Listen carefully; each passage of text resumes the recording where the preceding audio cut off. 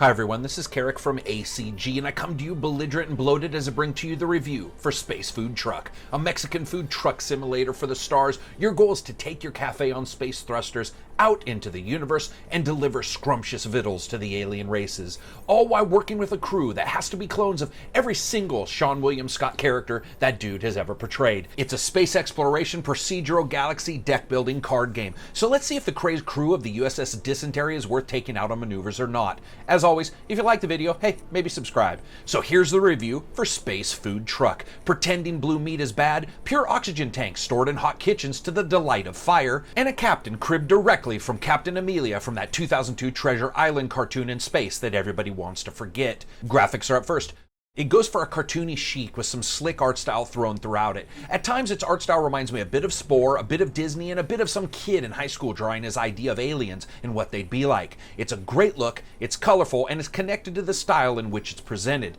I would have loved it a bit more though if it had more animation throughout the title. Though a couple of the cards have moving bits, for all intents and purposes, it is a fairly static title, with the only real movement being the cards shuffling, some little bits of movement on their faces, and the occasional character sliding across the floor to another room on the vessel.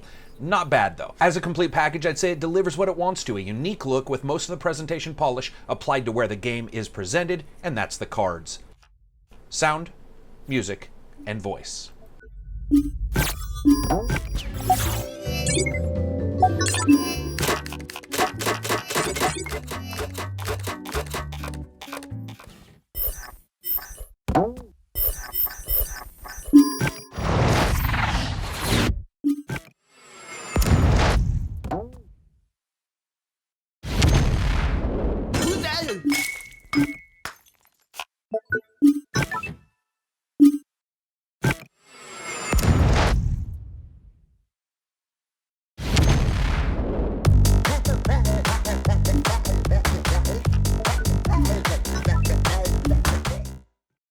Sound is, as always, up first in this trinity of audio awesomeness, and it's actually very good with the clash of klaxon and danger dealies going off all the time and the sweet slam of rocks against the side of the vessel as you try to deliver your meatballs through an asteroid field. It's not going to wow anyone, but let's be honest, most of this is audio frosting on the cake of the game itself, and the presentation is high quality, if a bit lean. Music.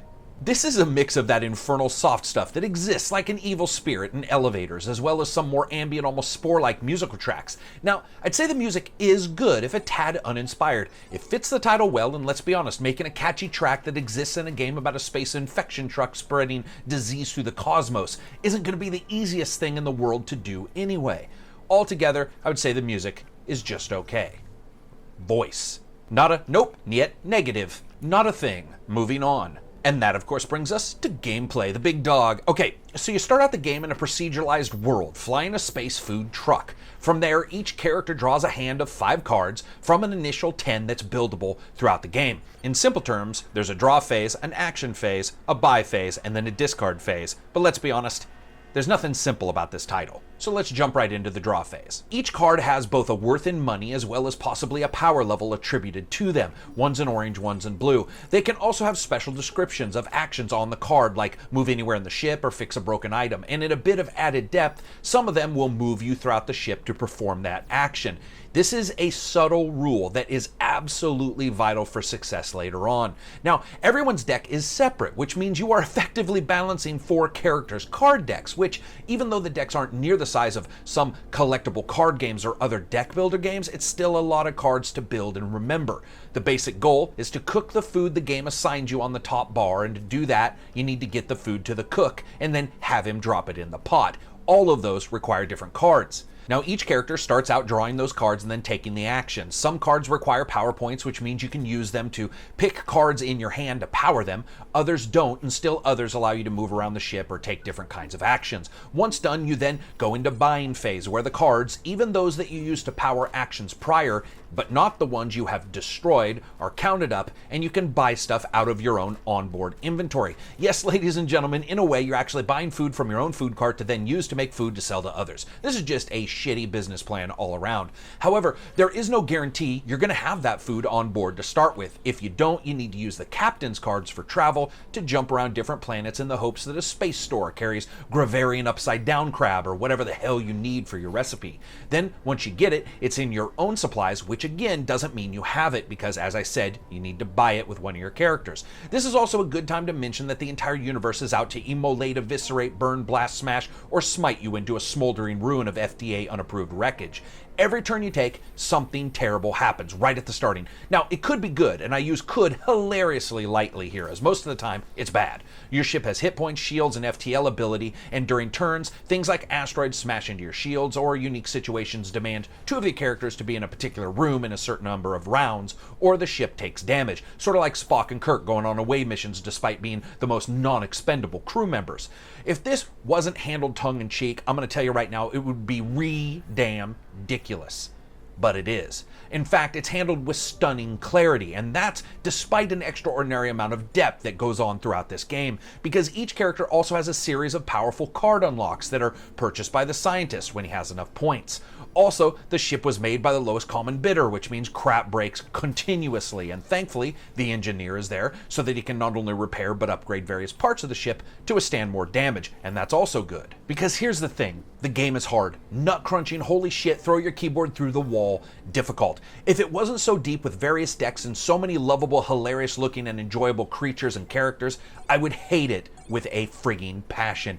Get your ship upgraded and you're doing fine, then just as you do so, one or two things go wrong and suddenly you're on your way to Deathtown population, the sad four bastards who decided this was a good idea. Multiplayer is in as well, which was a surprise, and each person can take on a different character type within the space food truck, which is cool as well, but in the end, most likely, you're just going to end up dying together. That brings us to fun factor. Here's the thing. The game is a great deal of fun, and there is a sublime strategy that runs throughout the whole game that, at first glance, is completely invisible to the casual observer, and crouched within a cartoon disguise that is easily missable.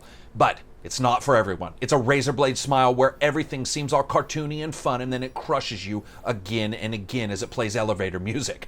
Excellent strategies are deployed, and just as you think you'll be serving crushed up Angorian deathmite to someone, two doors fail and the life support system goes bad, and the teamwork required is just one step more than you have, and it's game over. For many people, that's considered hard. For me, that's considered awesome. Make no mistakes, it's enjoyable, somewhat pretty, addicting, and has multiplayer, but it ain't easy. So I rate games on a buy, wait for sale, rent, or never touch it again rating scale. This is 16, and it's easily a buy for those of you okay with this difficulty level. If it was 10, I'd say it's almost a jump in for anybody, but I think caution is always good when you get to that $15 level. The plain and simple fact is, the game is hyper enjoyable, has a ton of strategy, and is actually fairly deep. So anyway, that's it for me. I hope you guys liked the review. If you did, hey, maybe give it a thumbs up. If you didn't, give it a thumbs down. And as always, peace out.